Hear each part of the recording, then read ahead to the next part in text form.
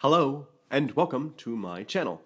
My name is Jonathan Cohn, and today I will be providing my spoiler-free review of the book The Lost Metal by Brandon Sanderson. I'm still debating on whether I will do a spoiler review sometime in the future, or whether I'll just keep this spoiler-free, but for right now, this video is spoiler-free, so don't worry about it. I might lightly touch on general Cosmere ideas, but nothing about this book that's a spoiler. So, I've been a big fan of Brandon Sanderson. He is my favorite author. The Cosmere is one of my favorite fantasy universes. Both the Stormlight Archive and the Mistborn series have been some of my favorites. And I've really enjoyed Wax and Wayne. I haven't enjoyed it quite as much as the original Mistborn series, but I still quite enjoyed it a lot. So I don't have time to go into all the other rankings and stuff, but I'll at least say real quickly that when I read Alloy of Law, I thought it was absolutely brilliant, one of his best books. I read Shadows of Self, and I thought it was good, but I thought really the ending is what carries this book. But it still has some good points in the middle. I thought that Bands of Mourning was about on the same level of Shadows of Self, where there was a few moments that were good in the middle, but it's the ending that really carries it. And they rely more on mysteries and twists and turns than they did on the enjoyment throughout. Whereas I felt The Alloy of Law was a delight throughout. I think that The Lost Metal serves as a perfect ending to the tetralogy. Ooh, that's a fun word to say. Of the four books, or quadrilogy. I'll stick with tetralogy of or quartet, not tetralogy. It's a perfect ending to the tetralogy of books. Wraps up the character arcs nicely. It also expands the universe and is able to get into more things. Of course, no spoilers, but it gets into more parts of the universe. Sanderson himself said, this is the book that starts tying up the Cosmere stuff together. Let me provide a warning, because one of my favorite book reviewers is Patrick Leo. And I oftentimes agree with what he has to say and oftentimes really find his dynamic interesting. However, I disagree with him on one fundamental point that he made talking about The Lost Metal. He called it the Avengers Infinity War of the Cosmere. I do not believe that is the case. If I'm going to make a comparison to an MCU movie, I would say this is closer to a Guardians of the Galaxy or maybe even a Thor movie, the first Thor, than I would say an Avengers level movie, or even bigger Avengers in Infinity War. The reasoning is because this doesn't bring in all the major characters. This doesn't bring in all the major plot lines, all the major everything together to a head like Infinity War and Endgame did, but rather this brings in some characters from some other plot lines to make connections and references to things. In Guardians of the Galaxy, we got Thanos for the first time. Or we got some of the Guardians who were going to show up in the Infinity War. Or you had in Thor, you got the Tesseract. Or was that Thor? No, that was in the Iron Man movies. But in Thor, you had Loki. And in Thor, you had some of the other big universe stuff happening. So, like, this book makes the connections to everything, and some characters show up. But it's not the big, fireworks, big, huge, big characters all showing up at once. It's not going to happen. In fact, a few characters that showed up are characters I'm supposed to know, and I didn't know them. And that's my biggest problem with the way Sanderson writes connections. I'll get to that in a moment in the spoiler review, or not the spoiler, in the spoiler-free section later. But I also want to say this is my first ever hardcover Sanderson book. I normally I was behind on all the others, so I got them all in mass market, which I do really like reading in mass market. And so I was trying to catch up, and this is the first book that I was caught up on the Cosmere when I was able to read it. Yes, I know I haven't read Mistborn's Secret History and some of the other novellas or short stories. I'm talking about being caught up on the novels. Yes, I'm caught up on all the novels now. And so this is the first time I was able to buy hardcover. And it was a delight. This is a this is chock full of references and cool maps and cool Easter eggs and cool papers inside that are like newspapers and stuff. This makes it like if all authors put the detail into their books that Sanderson did, I think people would be more willing to buy hardcover. Some of that stuff is in the paperback, but it's done more cheaply. Like this is a premium level book where they have made it worth your while to spend the $30 to buy the book. And I wish more authors put that level into it. Instead, they just write the words on the page and that's it. Instead, Sanderson puts this extra stuff into it, which is what makes it super nice. This book debuted at number 2 on the New York Times list, number 2 on the hardcover list, and number 2 on the combined list. It just narrowly lost. I wish it had gotten to number 1, but he just narrowly lost. But still, one of the best fantasy debuts of the year. But the book, so it seems to be selling really well, and people seem to be really enjoying it because I really enjoyed it too.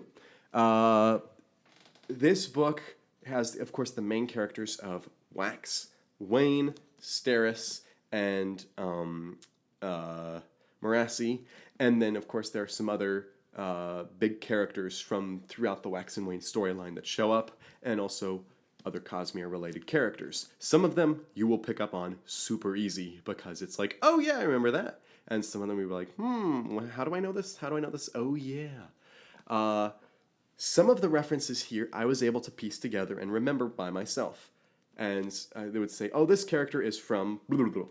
And I'd be like, oh, okay. And then it would say, this character's from this. And I'm like, So I would suggest to Sanderson, this is one of my few complaints about the book. I would suggest to Brandon Sanderson that he read the Star Trek Post-Nemesis books, or some of those books, and take note on how they handle character references and characters jumping in and out of stories and characters that are from a totally other series that show up really quickly that just have a few lines of dialogue, how they're handled as compared to the characters that are on set normally. The way they describe Picard is going to be different than the way they describe Q or these other minor characters. And in this book, one thing Sanderson does is he will bring in characters that you're supposed to know, but he won't explain why you know them. Boy, this is going to be hard with doing it without spoilers. There are characters that he describes who they were. And I had a general sense of who this, like the magic system that this character belonged to, and therefore what part of the Cosmere or what part of Mistborn that this character belonged to. But the problem became Sanderson does not use characters' actual names. This was the problem we had in Rhythm of War. He does not use characters' traditional names. And I would look things up on the 17th Shard, and they'd say, yeah, this character is totally this character from this book. And I'm like, what? But how's that possible? He doesn't even say the name. They don't even use their real names. And there is in-universe reasons that Sanderson has created why they don't use the names. But it is so frustrating because I'm a big, with Star Wars and Star Trek, I can piece together references and Easter eggs really easily. And with the Cosmere, I probably am, in the top, I don't know the exact top, but I'm in enough that I've read all the Cosmere novels, and I follow his live streams and all of his YouTube stuff, but like the magic system stuff and some of the world building, that goes way out of my head. But I try to keep the characters consistent and together, and yet I'm still confused on some characters when they show up. There is one character in particular, again, won't spoil anything, there's one character that showed up, and I read their whole arc within the book, and then I looked him up online, and I said, if I had known, if he had used their actual name instead of their fake name, if I had known what their actual name was, and if he had not only done that, but if he had actually referenced this character's other Cosmere plotline, I would have lost my mind while reading the book, and I would have been so giddy in the process. Instead, I read the book, enjoyed the book but didn't have a blast with the Easter eggs and only had my mind blown after I looked them up online. I shouldn't have to look them up online. He should explain the Easter eggs. This is why a lot of people don't like Star Trek books, because they have to explain so much. They have to say, oh yeah, and after this battle that this person did, it's like, if we all, like, yes, we all know about the Battle of War 359.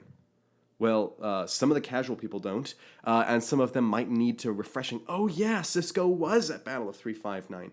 Well, he should have done that more with these characters. Not just use this character's name, but he should have also explained this character's what they did beforehand that explains why they're here now. It's a very frustrating. But that aside, that is my biggest gripe with the book. It is, truly, because this book is an utter delight in every other respect.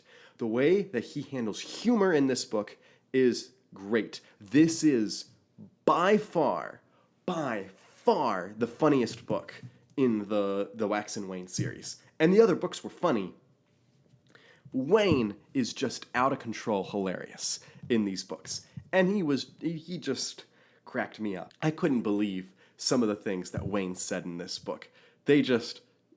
Well, boy, does he get away with stuff. And so he just carried the humor so much. And there are other characters that had funny moments, but man, Wayne just had some great humorous moments.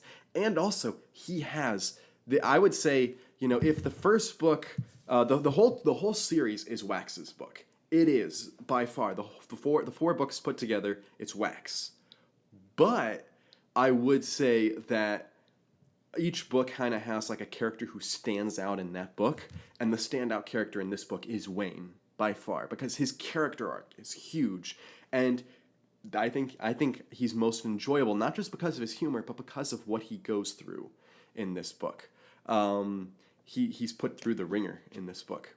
I also liked that this book combined the mystery elements, but also had a big action sequence. The action sequence here was really good. I thought that the way that he split up characters, that, Wax is on this side and Steris is on this side and Marassi's over here. So you have kind of like a Stormlight book where the characters are all separated, and so you're just following all these different plot lines, and then they converge near the end.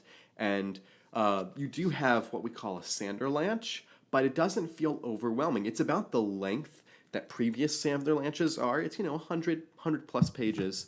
The difference is that this Sanderlanche, there's not as many characters to follow, and there's not as many plot lines to follow. So all this stuff is happening in the book that's traditional Sanderlanche, but it's not as confusing, it's not as hard to follow, and it's not as, you don't have to take notes or anything. It's a natural progression.